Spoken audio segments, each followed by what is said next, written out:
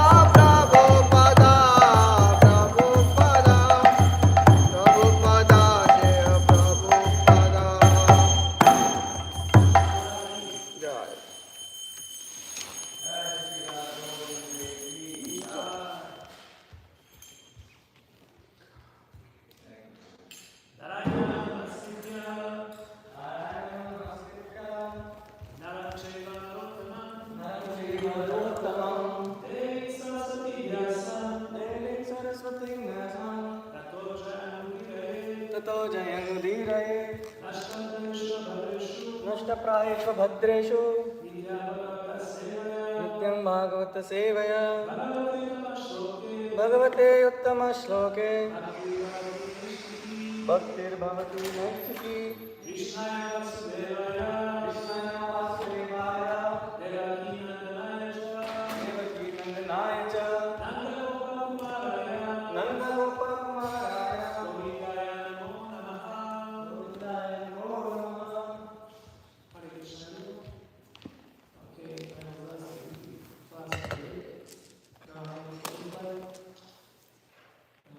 apologize in advance.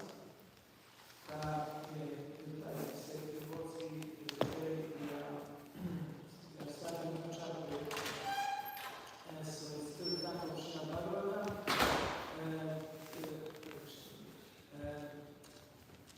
chapter 16, entitled The Two Doorkeepers of Vayu, the giant which are given by the sages.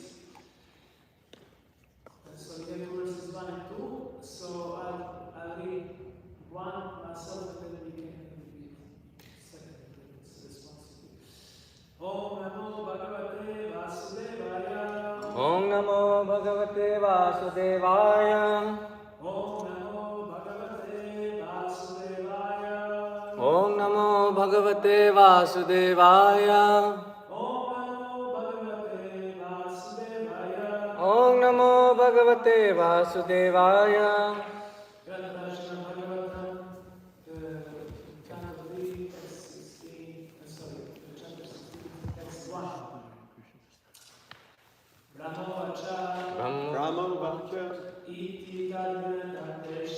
Iti tadgrinatam tesham Yuninam yogadharminam Pratinandya jagadedam Vikuntha nilayo vibhuhu. So translation, Lord Brahma said, after thus congratulating the sages for their nice words, the Supreme Personality of Godhead, who's the Lord who is in the kingdom of God, spoke as follows. So, that's cool. Okay, so responsibly, Shri Bhagavan Vacha. Shri Bhagavan Vacha. Shri Bhagavan Vacha. Shri Bhagavan Vacha.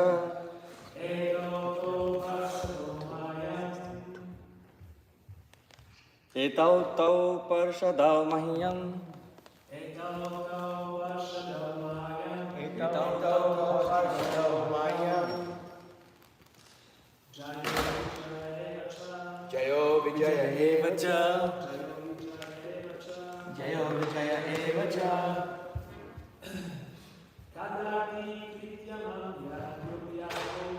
Kadarti krityamam yadvo. Kadarti krityamam yadvo. Bhavakratamatikrāmam. Bhavakratamatikrāmam. Shri Bhagavan Vacha. Etau tau parshadau mahyam. Jayo vijaya eva cha. Kadarti krityamam yadvo. Bhavakratam atikramam. Shri Bhagavan Vacha. Etau parshadau mahyam. Jayo vijaya eva cha. Kadarti krityamam yadvo. Bhavakratam atikramam. Shri Bhagavan Vacha. Shri Bhagavan Vacha. Etau tau parshadau mahyam. Etau tau parshadau mahyam. Jayo vijaya eva cha. Jayo vijaya eva cha. Kadarti krityamam yadvo. Kadarti krityamam yadvo.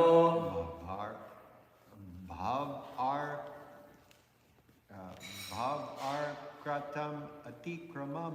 Bhavakratam atikramam.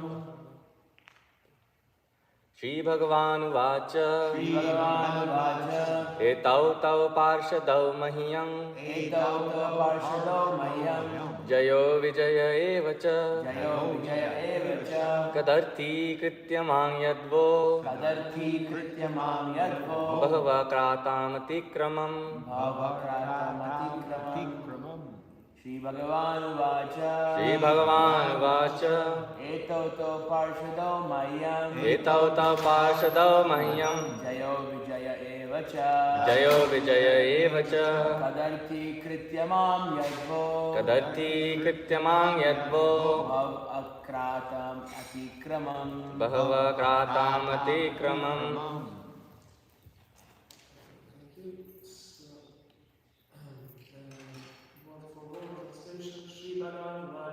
Shri Bhagavan Vacha, The Supreme Personality of Godhead said, the Supreme Personality of Godhead said, Eto, Eto, these two, Tau Tau, they, De Parshado, Parshadau attendants, Attendants Mahiyam, Mahiyam of Mine Jaya, Jayaha named Jaya, Named Jaya Vijaya, Vijayaha named Vijaya, Named Vijaya Eva, Eva certainly, Certainly Cha, and Kadarthi, Vidya, Kadarthi Kritya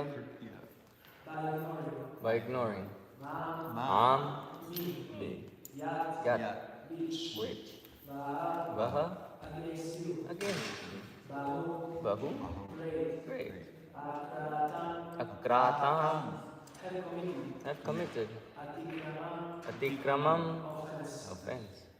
Translation in the Lord by Divine Grace, Bhaktivedanta Swami Srila Ja. The personality of Godhead said, these attendants of mine, Jaya and Vijaya, by name, have committed a great offense against you because of ignoring me. Purport. To commit an offense at the feet of a devotee of the Lord is a great wrong. Even when the living entity is promoted to Vayu, there is still the chance that he may commit offenses. But the difference is that when one is in Vaikuntha planet, even if by chance one commits an offense, he is protected by the Lord. This is the remarkable fact of the dealings of the Lord and his servitude, as seen in the present incident concerning Jaya and Vijaya. The word Atikramam used to indicates that in offending a devotee, one neglects the Supreme Lord himself. By mistake, the government held the sages from entering Vaikuntha Loka. But because they were engaged in the transcendental service of the Lord, their annihilation was not expected by advanced devotees. The Lord's presence in the spot was very pleasing to the hearts of the devotees. The Lord understood that the trouble was due to his lotus feet not being seen by the sages, and therefore he wanted to please them by personally going there. The Lord is so merciful that even if there is some impediment for the devotee, he himself manages matters in such a way that the devotee is not bereft of having audience at his lotus feet. There is a very good example in the life of Haridas Thakur. When Chaitanya Mahaprabhu was residing in Jagannath Puri, Haridas Thakur, who happened to be Muhammadan by birth, was with him. In Hindu temples, especially in those days, no one but a Hindu was allowed to enter. Although Haridas Thakur was the greatest of all Hindus in his behavior, he considered himself a Muhammadan and did not enter the temple. Lord Chaitanya could understand his humility, and since he did not go to see the temple, Lord Chaitanya himself, who is no different from Jagannath, used to come and sit with Haridas Thakur daily. Here in Śrimad Bhāgavatam, we also find the same behavior of the Lord.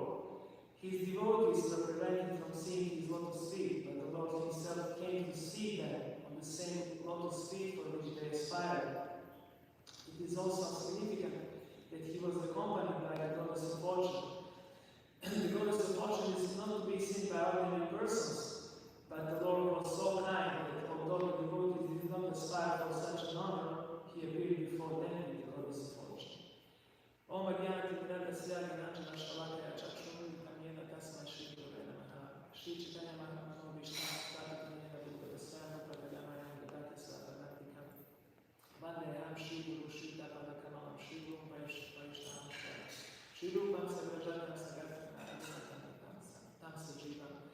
Sadhvitam Savadutam Parichana Sakitam Krishna Chaitanya Devam Shri Radha Krishna Pada Sahasrana Loita Shri Shakamitam Shah Hey Krishna Prabhu Sindhu Dida Bhakti Jagannatha Gopesha Gopika Kanta Radha Kanta Namosute Tapta Kanchana Golangi Radha Gopika Shri Shiva Namaste Pranamami Hari Priya Vanchakam Guru Shakti Sindhu Shakti Krishna Namo Namaha Shri Krishna Chaitanya Prabhu Nityananda Shri Advaita Gadadhara Shri Sati Gaura Bhakta Hare Krishna Krishna Krishna Krishna Hare Rama Hare Rama Rama Hare Hare. So just to read one more time the verse, Shri Bhagavan Vacha, Etoto Pasadomayam, Jaya Vijaya Cha, Kadati Krityamam Yadu, Bhagavatam Atikramam. The personality of Godhead said, these descendants of mine, Jaya Vijaya by name, have committed a great offense against you because of ignoring me. So, yesterday we are starting this chapter in third canto of Bhagavatam, chapter 16. Which deals with this offense done by Jaya Vijaya, the lotus feet of devotees of four Kumaras, and their consequent curse.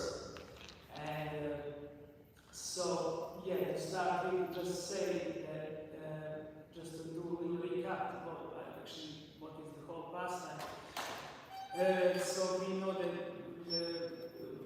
due to the state of tapasya, four Kumaras, devotees of the Lord, that there appear to be like babies, little children. So, though they were of great age, they were very senior. Giant Vijaya, the gatekeepers of Vaikuntha, were bewildered by encountering them at the gate of Vaikuntha. So,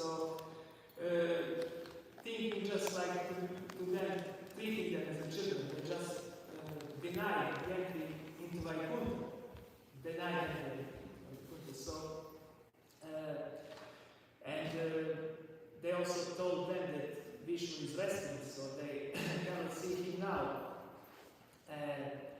And because Kumaras definitely were not happy with their behavior, with their the way they received at the gate of Vaikuntha, because they were pure devotees, but they were not like offended in a way that we may understand from the materialistic point of view. Okay, but they are not letting me in. They just wanted to.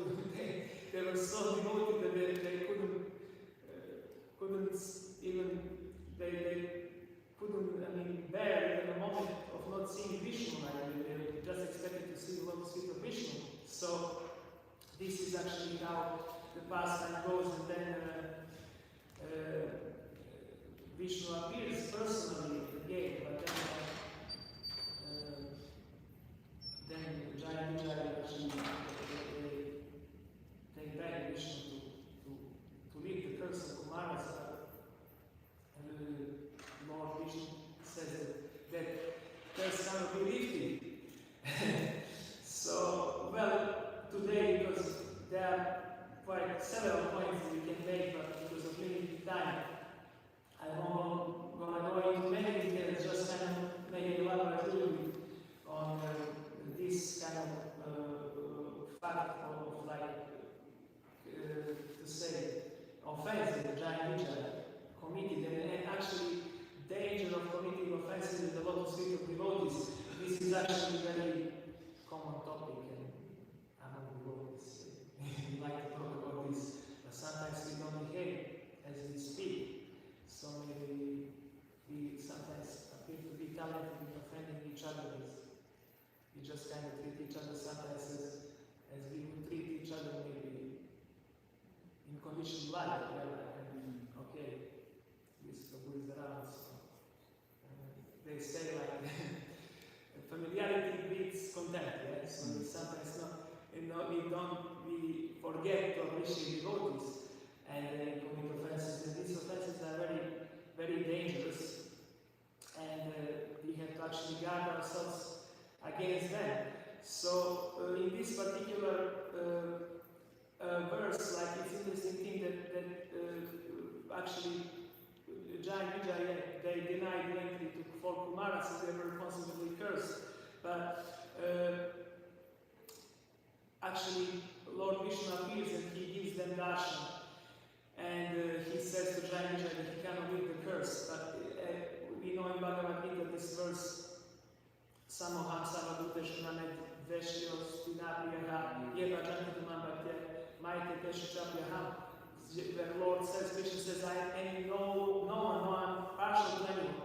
I am equal to all. But whoever renders service unto me is in devotion is my friend, is in me, and I'm also a friend to him. So Krishna actually justifies this by appearing in front of his devotees, and also the fact is he also, and we can say also Jai Vijaya devotees, there are many points that may sound contradictory. How comes that now those that are doorkeepers, gatekeepers of Vaikuntha, of the abode of the Lord, they are faulty, because how to understand that?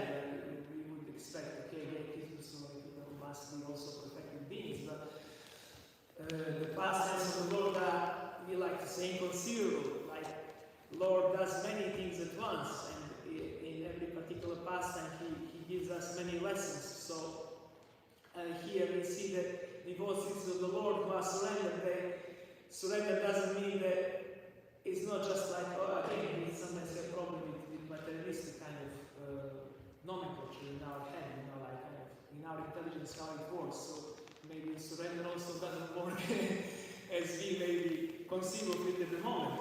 So when someone is surrendered, he acts like instead of acting like a puppet in the hands of Maya, he acts like a puppet in the hands of the Lord. So in the same way, so Lord here plays like a puppet show, like featuring Jai and Vijay for Kumaras. So but he says, no, I'm not lifting the curse. You have to suffer it. Because this is very grievous sin to offend a devotee. So we know when we chant these 10 offenses, like the lotus feet of the holy name. But the first offense is to blaspheme the devotees who have dedicated their lives for the propagation of the holy names of the Lord. So Lord never excuses such an offense. So we know, for example, in Śrimad Bhāgavatam, there are many pastimes, but like one that I can mention at the moment is like, you know, pastimes once war at Kurukshetra was finished, was over, and one of the survivors was constantly Dhritarashtra, whose sons were annihilated, all his family was annihilated, but he still was clinging on to his miserable material existence. He was blind, and in many ways spiritually blind, as we know. So his brother Vidura, who was very devoted to the Lord, takes that task of enlightening him, and so thanks to that influx of Vidura,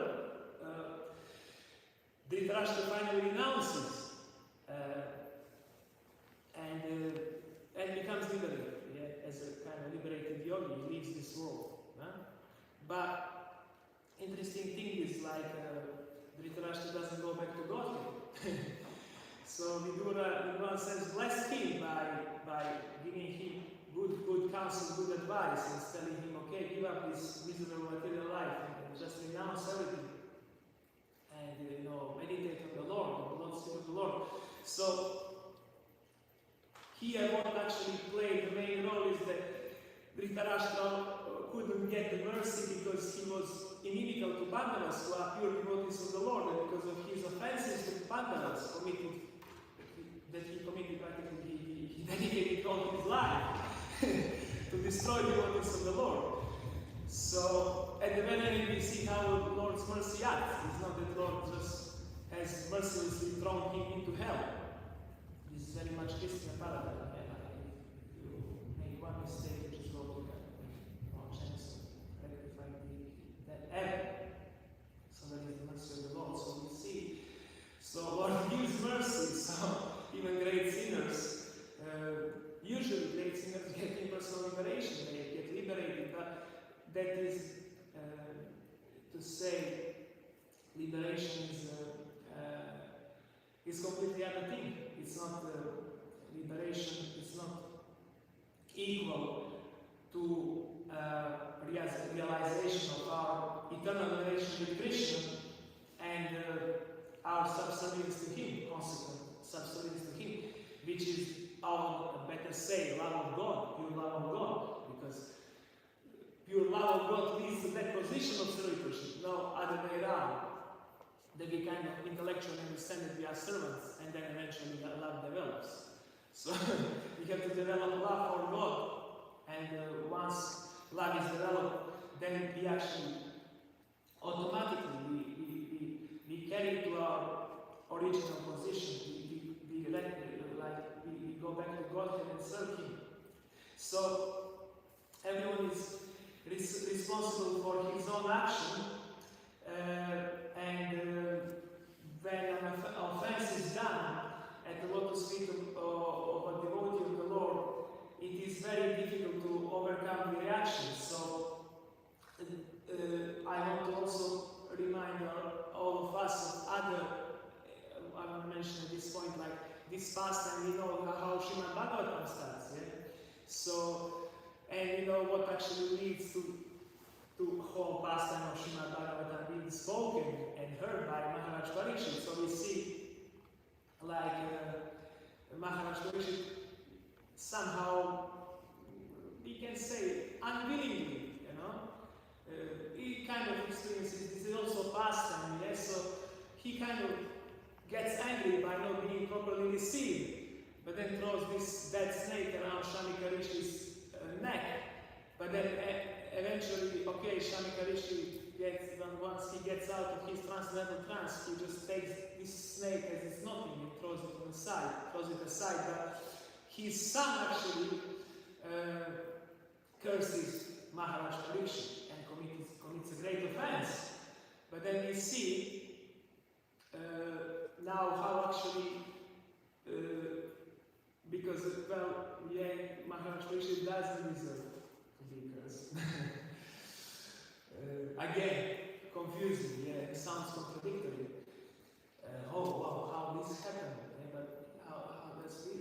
How was this? But yeah, okay, it's again pastime from which we learn many things, so on many different levels. So now Maharaj Parikshit is cursed, and also he could even maybe counteract that curse. Yeah? He was powerful enough to counteract it, but he just humbly accepts it and says, okay, no, it's alright. And he takes advantage of curse. So now how everything turns by the arrangement of the divine arrangement of the Lord, this curse appears to be a blessing, not just to Maharaj Parikshit, but to whole humanity, because then he arranges or like gives facility for whole Śrimad Bhāgavatam to be spoken by Shukadeva Goswami, Sutta Goswami in particular case. And then it is spoken by Sutta Goswami, but spoken by Shukadeva Goswami directly to Maharaj Parikshit. Maharaj Parikshit gives attention to Śrimad Bhāgavatam for 7 days, last 7 days of his life. So we see what appears to be curse unfolds to be eventually a blessing. So also in our devotional life, we can learn a lot from this. So, well, but first thing I would say for today to start with is that we should actually at any cost avoid offenses in the lotus feet of devotees. Because that we know actually when we recite the prayers or like offenses in the morning, we say, alright, as far as I'm aware, correct me if I'm not right, but they say that the worst offenses the lotus feet of the holy name, particularly to commit sinful activities on the strength of the chanting of the holy names of the Lord. But other than that, the worst offense we said next in a row is offenses to devotee, which is the first one that we recite. So we at every cost we have to protect ourselves definitely from committing offenses at the lotus feet of Mahamantra, and also devotees, because this offense is actually kills Bhakti Kripa, and we know that Bhakti Lata Beach, this Bhakti Kripa is very like a fragile, it's very gentle plant. So we should always think about our Bhakti as it's some very kind of exotic and gentle flower or plant that we have in a flower pot, so we have to protect it. And very dangerous thing is when we treat each other harshly, and that's, sorry for saying this, it's from my experience. It's common, it happens a lot, and it shouldn't happen as it happens, but because we sometimes forget that we're here to become devotees. So we get on with our daily life activities and services, but then again we get into this kind of momentum, which is like materialistic momentum, or we have materialistic samskara of this kind of momentum or our activity. Prabhupada, as far as he promoted activity, he said, we have to be active, we have to work hard. But then in the meantime, we forget that actually we are not just colleagues. We have to be devotees in the world. That means that if we develop Krishna consciousness, then we understand that every jiva, and none of us is perfect first, before saying anything else, but every jiva is conditioned, and we also come and start our devotional life in a conditioned state, and we're not just automatically free. As it's kind of very, to say, misconstructed or like misused, like to say, or wrong notion by kind of fake spiritualists. They think that, you just kind of become spiritual, all of a sudden, overnight everything changes, you just kind of, no, actually this process of purification, it takes time, and so every jiva, every one of us, we may still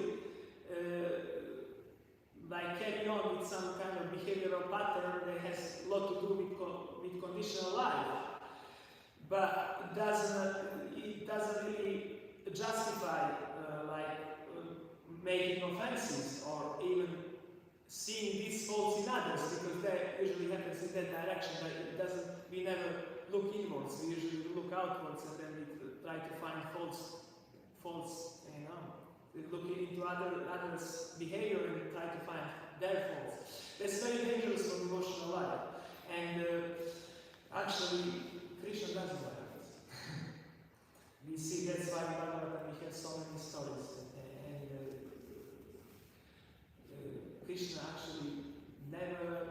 Krishna always withdraws his mercy. When he sees the devotee, or one aspiring devotee, let us say, a non-perfect devotee is inimical towards that devotee. So interesting thing, Srila Prabhupada explained that envy is the only thing that cannot be utilized for devotional service. Many others could be utilized, like anger. Anger can be utilized like we know, we always like to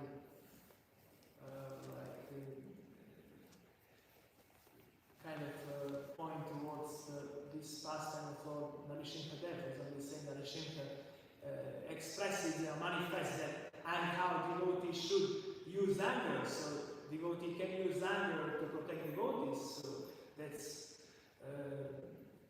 that could be useful. But envy is really kills the bhakti lata beach, the bhakti people, and actually we know many elephant offense. So we may do lots of service in our life, and we may perform many devotional activities. But if we actually take that credit and on the strength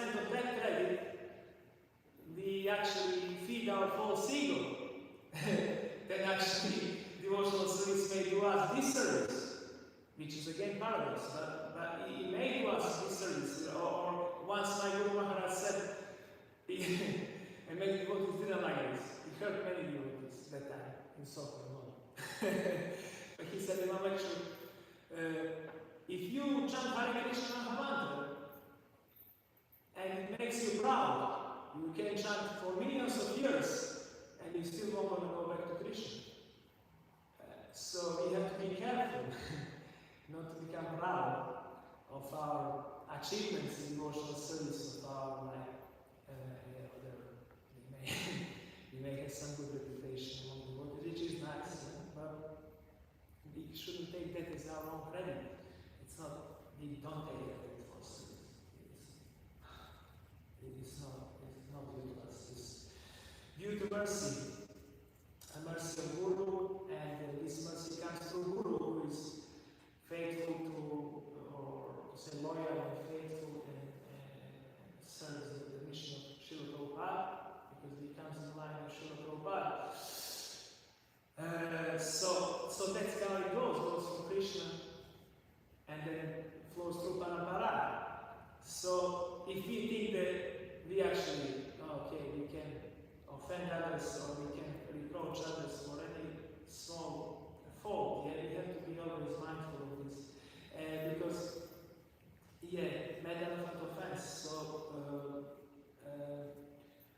So like when an elephant enters a garden, it leaves complete disaster behind.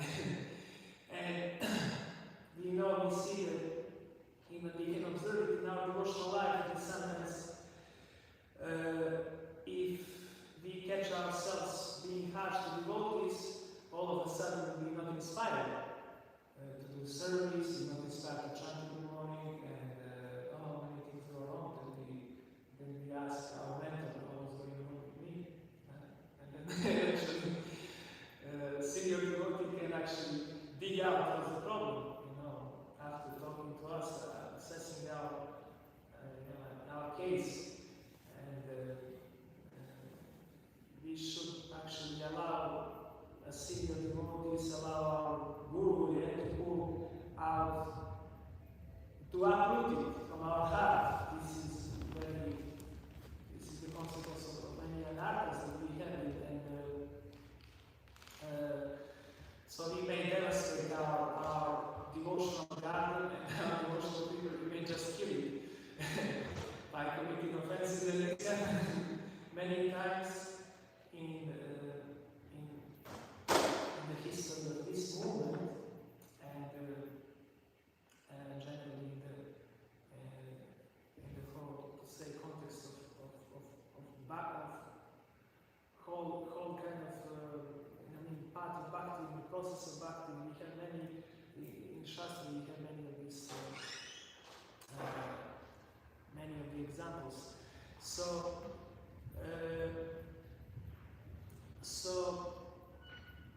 the primary practice of Bhakti Yoga, actually, of chanting the holy name, will actually cause this seed that we have, and we try to nourish, we try to cultivate this seed to sprout, and then grows into a tree, and then I suppose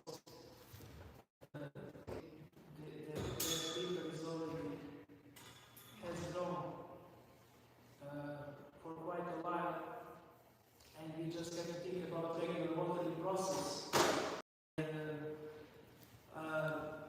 Definitely guard ourselves against the offenses to those devotees, and try to avoid criticism.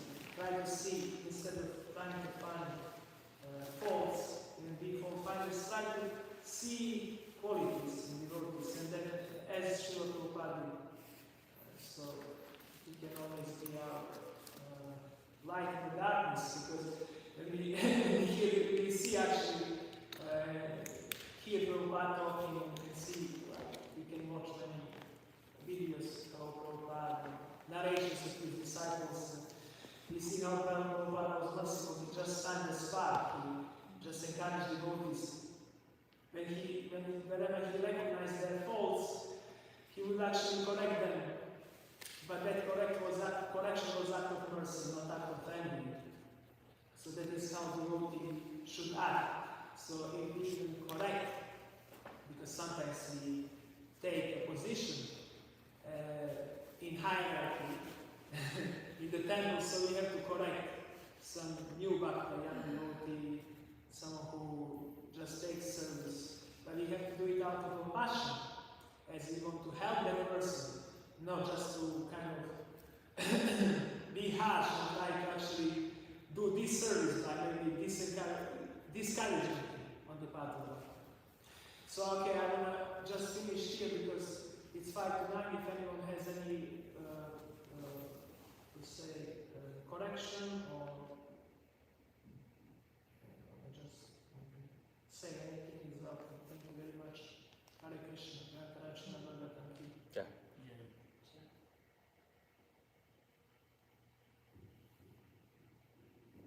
Thank you very much, Prabhu, for the class. You're mentioning about the offenses to the devotees. I was like, Hati Mata, elephant, crossing a garden. It's like a mad elephant. I was just thinking, since you've kind of traveled the world and lived in temples, we sometimes have this kind of tendency, like you mentioned, that we take it for granted that when we live with devotees for a long time, like we just start to say, oh, that's just this, and then we start finding fault with them that, hey, he's kind of late for this, he's not doing this, and like how I would be doing it.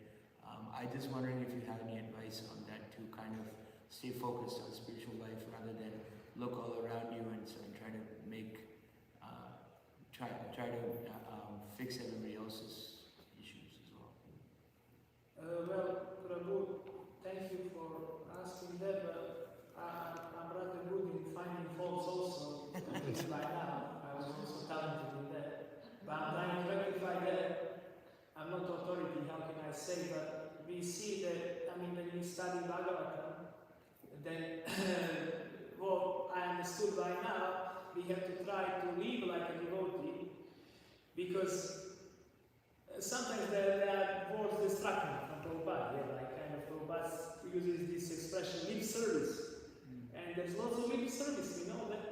It's not that, who am I to say that, because I'm doing the same also, but we have to be conscious of that. It's not, oh yeah, so you see a person who is very amazing, a speaker, yeah, he's amazing, but then see how does he conduct himself, what's his conduct, etiquette, life, what all his life is about. Because, well, you can come and be so well-spoken person, you may be educated and well-spoken and very cultured person anyway.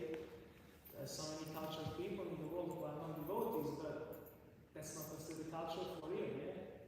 So we are not kind of this, we should not strive for this kind of recognition, to be recognized for our whatever. It's again ego. So as we progress in spiritual life, these ego traps are more subtle and more difficult to ascertain or to detect. So we have to become masters in detecting them. So this is all ego trap. And well, I mean, we can see sometimes someone is just young and comes up. I witnessed that, and I'm also very new.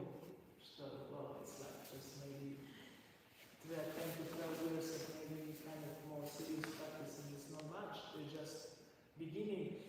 We have to spend that because we again have this materialistic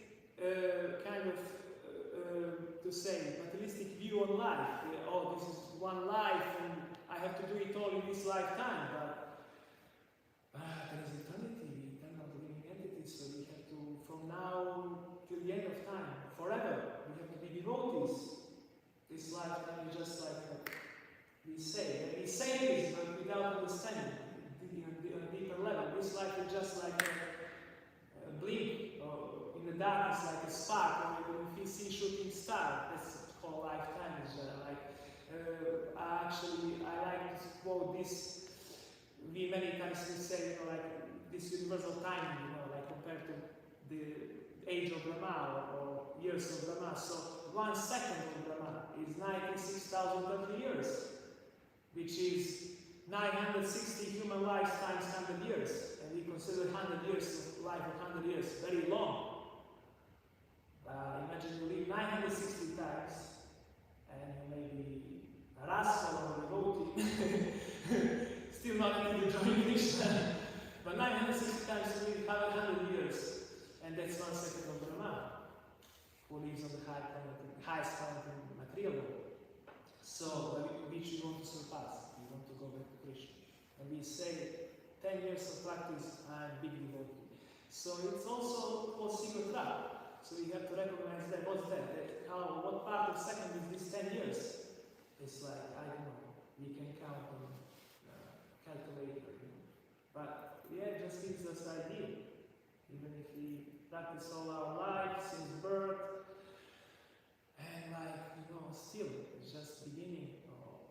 And I know in my case it's beginning because I don't want to mention what I was doing just 15 years ago. So better not to say it's holy place. So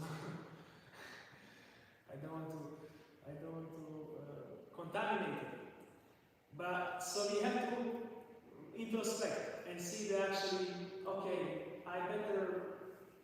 my mentor who is head pujari in Stockholm, he would always correct, he gave me once good advice. I can share this advice. He said, I never reproach anyone when I'm angry. If the devotee makes a fault, you head pujari, like, oh, you may blast many times the devotee, but he would always retreat from the place, and he would just wait for a day or two, and then he comes back, and in a very nice way, he explains to you what was your fault, and what's wrong, and he says, please, Prabhu, would you mind just correcting me? That's very nice. It's very nice, yeah. So, like that. Thank you. Thank you.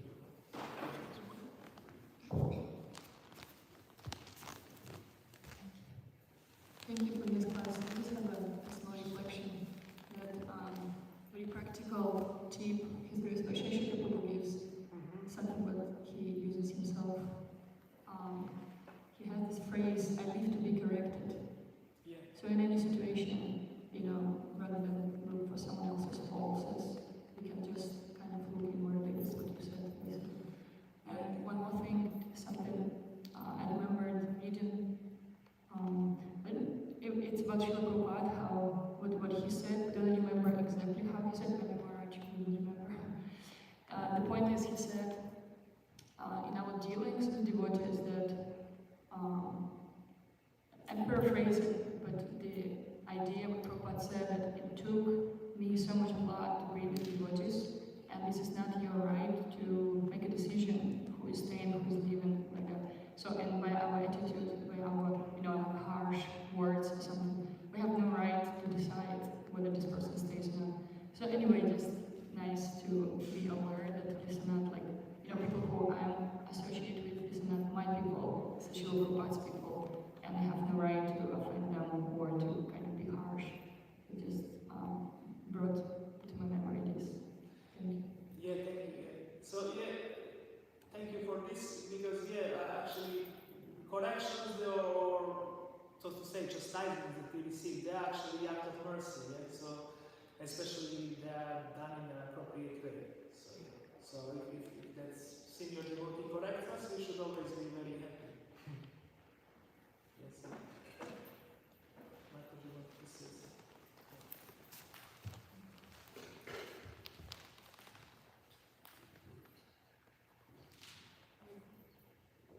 Thank you. This hit very close to home. Last night, my daughter and I, we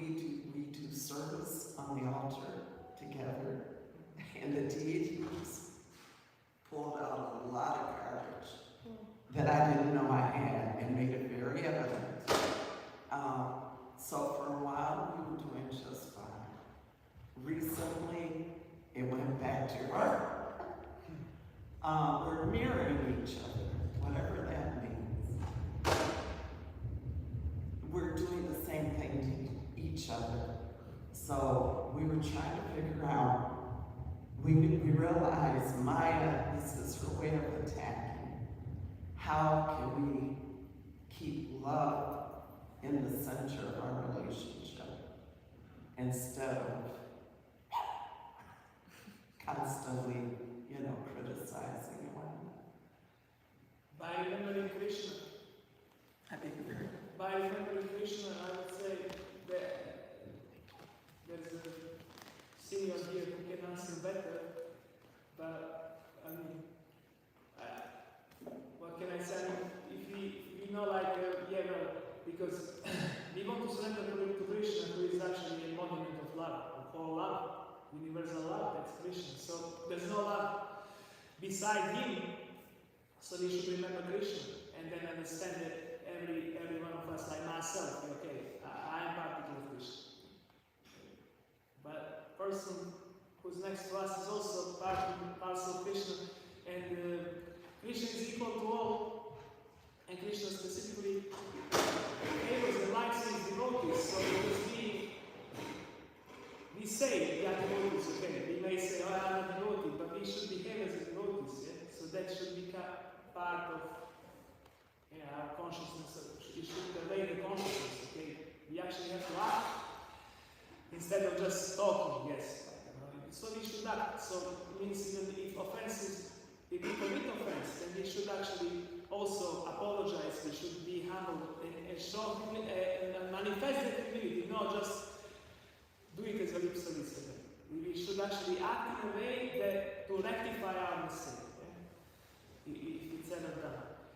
And if every one of us acts in that way, then definitely all this movement will be like very harmonious.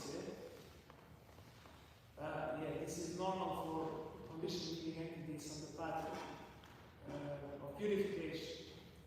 To do all this, it's normal. It's not, but we should actually study this and kind of take it to the heart. So like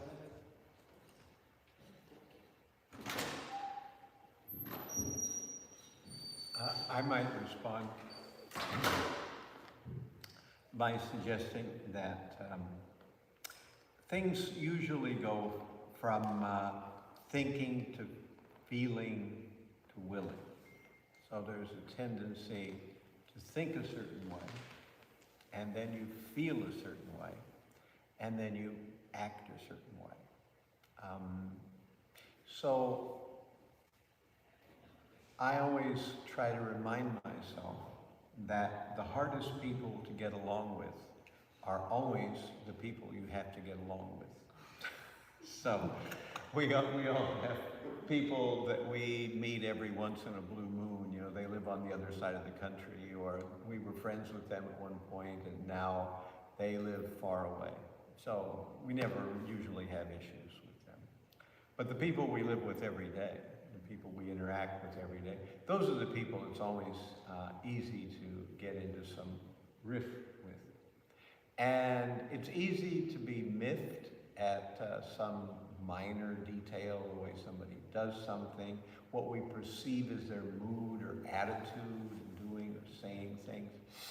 And this usually is first implemented by thinking about it in a certain way. We feel either wronged, or we feel slighted, or we feel devalued, or we feel abused, or something of that nature, or we feel that somebody is doing something in a way that's harmful, and we dwell on it.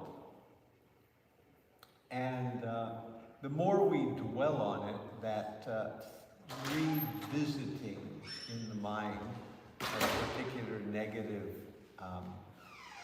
we could say negative outlook or negative appraisal of another person in some way or another, the more that we revisit it, the more a rasa starts to develop. It goes from thinking to feeling.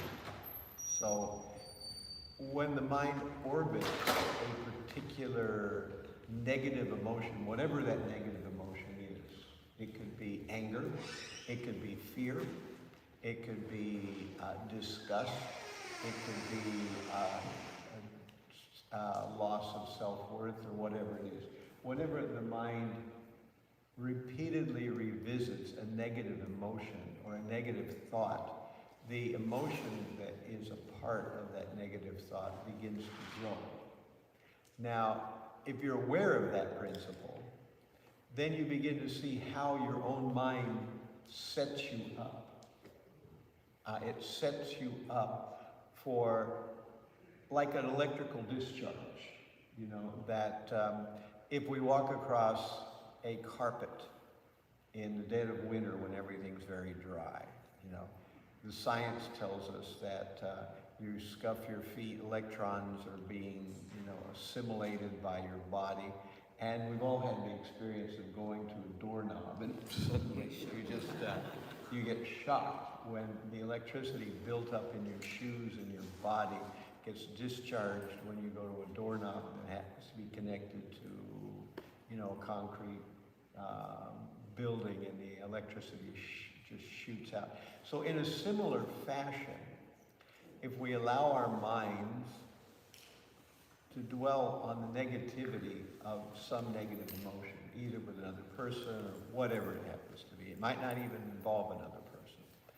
We let it develop, then a charge is being built up day by day, minute by minute, and then when the opportunity happens, a spark shoots out, and we have an actual episode with somebody. We lash out. We feel wronged, we feel we can't take it any longer, and all these kind of things. These are the ways that we present it to ourselves, and it may go beyond feeling to actually willing. We may actually lash out physically, we may go further, and this is the way that it goes from thinking to feeling to willing. And if we're aware of what's going through our mental circuits, then we can catch this phenomenon and stop it. And instead of thinking, something ill, we offer a prayer for that person. Or we say, please, my dear Lord, help them in some way. I don't know if they have a problem. The problem may be me. But if they do, then help them with the problem. If the problem's with me, then help me to see the problem's with me. So in this way, we are taking what is a negative mental moment and we are rewiring it into a positive mental moment. So we use the negative as a impetus to catch ourselves and to replay the same thing, but in a positive way. And then that spark starts to get lower and lower. And we know ourselves that we have, instead of having a bad habit of deprecating somebody, now we remember, because we have been doing it, that we are doing the opposite thing. We are trying to genuinely feel something good and positive for that very same person. So they will feel that. And the entire situation will be diffused, almost as if by magic, And genuinely, we will not feel that, when they lash out at us, that, well, actually, we had also been harboring a negative intention towards them. We will feel that we were not harboring. We were specifically trying to get rid of that. So then we will feel a sense of, all right, maybe they feel something, but I tried my best not to be the other side of that negative interaction. So in this way, when somebody accuses us of something and we feel a sense of needing to justify ourselves, probably because there's some truth in it, And similarly, we've seen that sometimes people accuse us of something that we don't even know anything at all about, and we can compare that, seeing that when somebody accuses us of something we know we didn't do because we don't know anything at all about it, we don't feel a sense of needing to justify ourselves, So this is a kind of way to deal with your own psychology, you know. And I think it's important for devotees to kind of be aware of how the mind works, how it traps us, and how by orbiting the wrong repetitive thinking pattern, we can gradually work ourselves into a corner. And we can create a situation where rasa develops. And because we deal with lots of people, it's easy to develop a rasa with those people we do anything. So the antidote to that is to constantly try to have a good mental outlook toward everyone, especially if you feel that there's a possibility of something going wrong. And again, one thing I want to say is a sort of disclaimer at the very bottom of that, is that there's nothing wrong with recognizing that sometimes people do the wrong thing. There's nothing wrong with recognizing that some attitudes, some behavior is unacceptable. That's common, it has to be done. But when we dwell on anything like that, that's when we get into trouble. You know, so when we revisit, if we can understand how to help somebody and we can say the right words, then by all means. You know, sometimes we know that we can't help somebody because either they don't take us seriously, or there's a rasa already starting to develop, and it'll just be an excuse for the rasa, negative rasa, to vent itself. So therefore, you know, it's better to say nothing, you know, and just to develop a positive mentality, you know. And at least in my life, I've tried to implement that many times. I've failed also many times. But nonetheless, I think that's a good way to deal with those kind of situations. And it tends to diffuse those otherwise seemingly impossible to diffuse relationships that sometimes develop. Yes, I said a quick thing. Yes. I don't need the microphone. Well, the people on YouTube. YouTube do. You don't need it, they need it. Jivenji, the Mataji who spoke, was saying that Srila Prabhupada said that he gave his blood to make his devotee, something like that, so we don't have the right to say who should stay or who should go.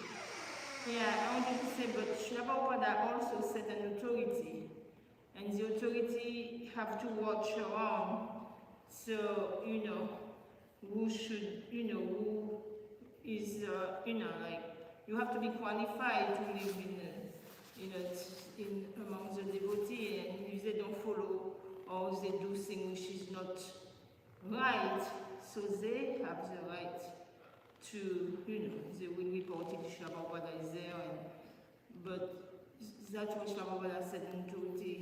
Yes, if they have the right to say who should stay and who should not. You know, if they don't do the right thing, you know, they're disturbing, you know, it's not right. So Srila Prabhupada said that, but at the same time, he said an authority to watch around what's going on. Yeah, so the authority have the right. Like they put a temple president, they put, you know, the temple president decide also who, you know, if it's okay, the person will go. Yes. Thank you very much. I just want to wrap up here because it's already like 9:30. Yeah. You know, vacated the room. So thank you very much for your attention and Jai Hare Krishna.